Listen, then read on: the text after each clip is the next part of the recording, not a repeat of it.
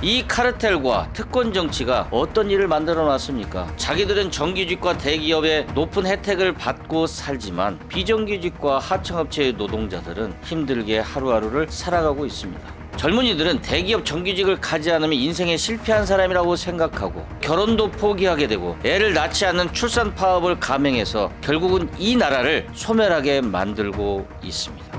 그 원인이 무엇일까요? 이 사회경제적 구조에 대해서 그들이 과연 단 한마디라도 얘기한 적이 있습니까? 아직까지도 반독재 민주화 투쟁을 하고 반일 독립운동을 하자고 하는 이러한 시대착오적인 시대적 지지나들이 바로 민주당의 586들입니다. 그래서 우리는 이 카르텔을 깨자는 것이고 운동권 정치를 청산하자고 하는 것입니다. 안녕하십니까. 세상을 바꿉시다. 함은경 TV입니다.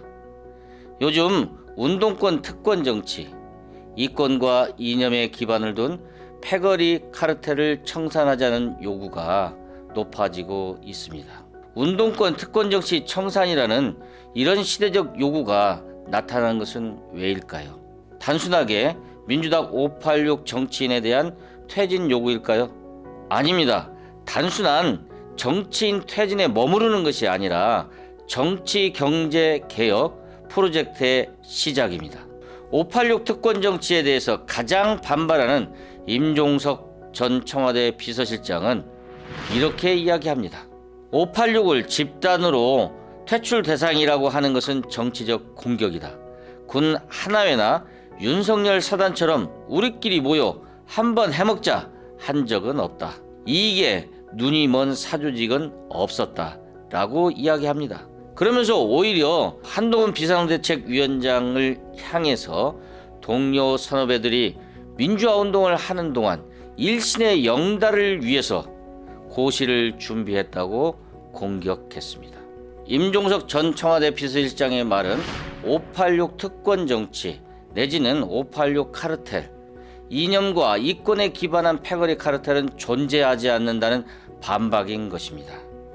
그러나 저는 오히려 이권과 이념에 기반한 패거리 카르텔이 존재할 뿐만이 아니라 우리나라의 미래를 나가는데 지금 가장 큰 걸림돌이 되고 있다고 하는 점을 밝히려 합니다. 불평등의 세대라는 책을 쓴 이철승 서강대 사회학과 교수는 이렇게 말합니다. 386 세대가 권력의 중추에 진입했는데 언론 학계 관계 체계가 덩달아 들썩였는가? 그것은 그들의 동년배가 그들의 친구의 친구가 권력을 쥐었기 때문이다. 친구의 친구가 권력을 잡았다는 것은 그만큼 나의 권력도 증대되었음을 의미한다.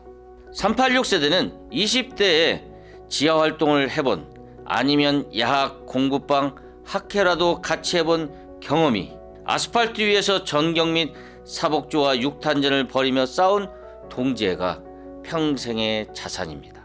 평생의 자산인 이 끈끈한 동지애로 20대에는 여러 사회 곳곳에 하방운동을 시작하였고 30대에는 시민단체와 정당을 건설해본 경험을 바탕으로 해서 40대, 50대에 본격적으로 한국 정치에 대규모로 등장하게 되었습니다. 민주당 한쪽에만 쏠려있는 정치인들을 의미하는 게 아니라 정치, 경제, 시민단체, 민주노총을 포함한 광범위한 정치경제 네트워크가 살아있다는 것입니다. 80년대 초반 대학교 진학률은 16% 내지 20%입니다. 그 중에 1%가 학생운동에 아주 열성적으로 참여한 사람에 불과한데 2004년도 노무현 탄핵 이후에 민주당에 대거 진출하게 된 386 정치인들은 급기야 문재인 정부 때에는 21대 민주당 국회의원 163명 중에 70명에 달하는 학생운동 경력자, 40%가 넘는 학생운동 경험자들이 국회의원에 당선되어 있습니다. 이처럼 특정 경험을 공유한 사람들이 과도하게 대표하고 있다라고 하는 점이 현재 민주당의 현실입니다. 그런데 이런 일이 정치권의 한정에서만 있었냐? 그렇지 않습니다. 아까 말씀드렸다시피 20대 하방을 거쳐서 30대 각종 시민단체와 정당 경험을 거친 이 수많은 사람들이 시민사회단체와 민주노총 전교조들의 인적인 네트워크가 깔려 있다고 봅니다. 우리나라에서 대기업 정규직 노조를 보면 이런 현상을 잘 볼 수 있습니다. 80년대 처음 시작할 때는 사회연대나 사회개혁투쟁에 앞장섰습니다. 그런데 90년대에 접어들면서 사회개혁과 관련된 투쟁 노선은 폐기하고 자신들의 몫을 더 챙기겠다라고 하는 전투적인 경제주의에 몰입해서 기업 단위의 투쟁에 집중하게 됩니다. 그리하여서 대기업 정규직 노조는 우리나라에서 가장 높은 임금을 받게 되었습니다. 이에 대응해서 대기업 자본이 선택할 수 있는 것은 두 가지뿐입니다.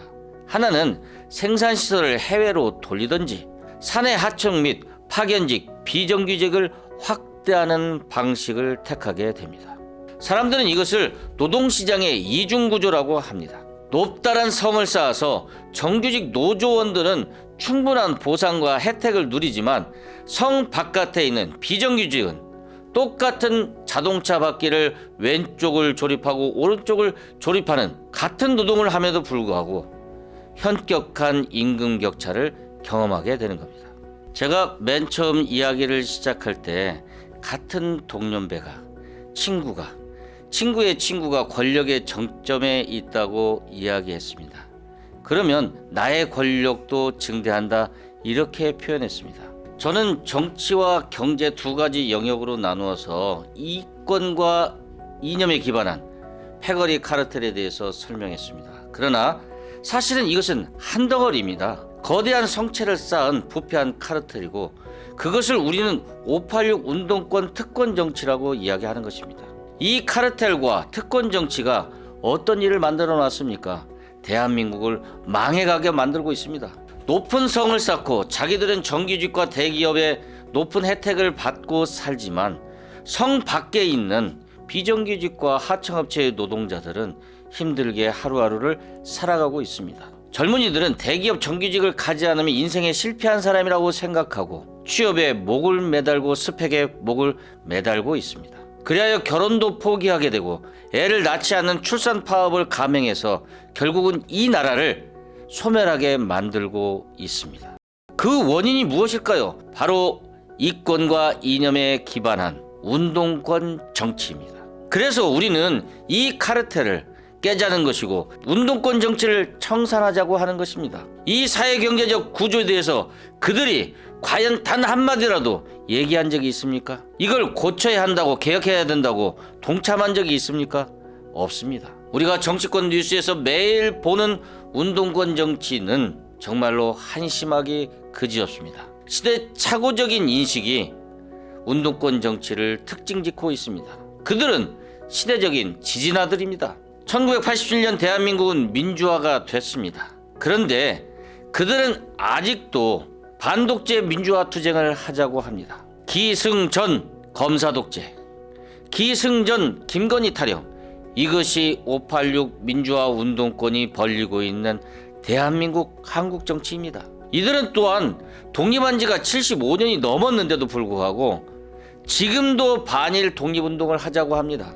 일본을 공격하고 미국을 반대해서 한미일 협력을 깨자고 합니다. 미중 등거리 외교라고 포장해서 대한민국을 위협으로 몰고 가고 있습니다. 아직까지도 반독재 민주화 투쟁을 하고 반일 독립운동을 하자고 하는 이러한 시대착오적인 현실 인식을 가지고 있는 시대적 지진아들이 바로 민주당의 586들입니다. 또 민주당 586은 앞서 이야기했듯이 기득권 세력을 옹호하는, 그리하여 우리 사회의 절대 다수의 사람들을 어렵게 만드는 기득권을 옹호하는 집단입니다. 이러한 운동권 특권 정치를 청산하지 않으면 대한민국은 단 한 발자국도 나아갈 수 없습니다. 젊은이들의 희망을 잃게 만드는 그런 기득권 체제의 사회경제 구조를 개혁하는데 시작할 수가 없습니다. 그래서 다가오는 총선이 중요합니다. 2024 총선이 운동권 특권 정치를 깨고 청산하고 새로운 미래를 여는 개혁의 시작점이 되기를 간절히 소망해 봅니다. 세상을 바꿉시다. 함은경 TV입니다.